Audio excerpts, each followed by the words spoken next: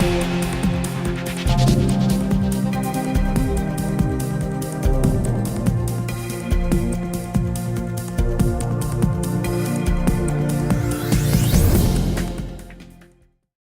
is Patrice Wendling with Elsevier Global Medical News. I am at the American Heart Association Scientific Sessions, and I'm speaking with Dr. Faiez Zannad, who just presented data from the Emphasis trial showing that the use of Eplerenone reduced the risk of heart death and hospitalization among patients with mild heart failure by 37%. Doctor, does your data support expanding the population that should receive aldosterone antagonists?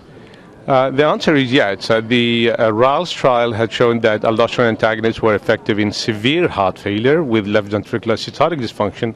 And we've got at the other end of the spectrum, myocardial infarction with heart failure. The Ephesus trial had shown the benefit of eplerenone, and that therefore we had this gap of mild heart failure with, low ejection fraction. And this is exactly what are the results of Emphasis, which filled this gap. So from now on, we have evidence that throughout the continuum of left ventricular systolic dysfunction with mild post-myocardial infarction and chronic severe, whatever the severity of the disease, aldosterone antagonists are effective into reducing mortality and morbidity. Can you describe the risk of your treatment on the risk of hyperkalemia?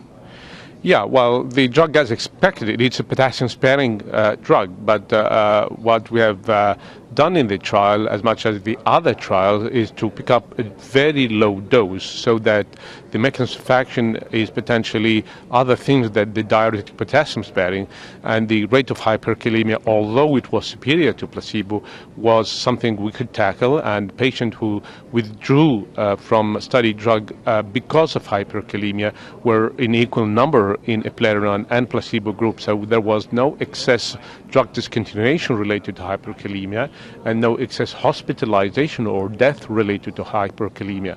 But this was in the strict condition of the trial with a careful monitoring of potassium, with enrolling only patients with potassium below 5, no potassium-sparing drugs, and kind of ejection of EGFR above 30. Why should a clinician use Eplerenone versus spironolactone, which in some countries is far cheaper? Of course, if you don't have Eplerenone, I'd rather have your patient under some kind of spironolactone. But if Eplerenone is available, the data we are showing are with Eplerenone. So it's quite possible that we have a class effect. It's quite possible that spironolactone would provide the same benefit. But I don't know which dose of spironolactone I would recommend in order to achieve the same kind of result we have seen with Emphasis in terms of estimate of the size of benefit and also of safety. So it is safe to stick with Eplerenone if we really want to see the same kind of result we have seen in Emphasis. But of course, if you don't have that, and I appreciate that in many countries they don't have Eplerenone or the Eplerenone is not approved yet, meanwhile, I would encourage you to start with small doses of spironolactone and increase doses until a patient is safely with normal potassium. Less than half of patients in the United States are on an aldosterone. Do you think your data will expand that group now, and will it finally push this class of drugs out there?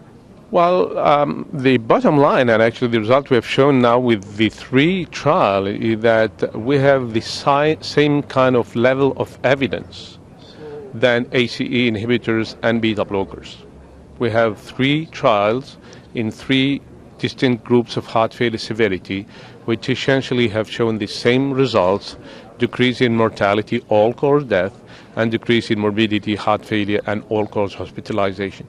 So this puts this class of drug on equal ground, and if any, the benefit comes on top of the benefit of converting enzyme inhibitors and beta blockers. So the bottom line is that all patients with low ejection fraction, provided they have normal or EGFR above 30, they should be on the 3 kind of drug now.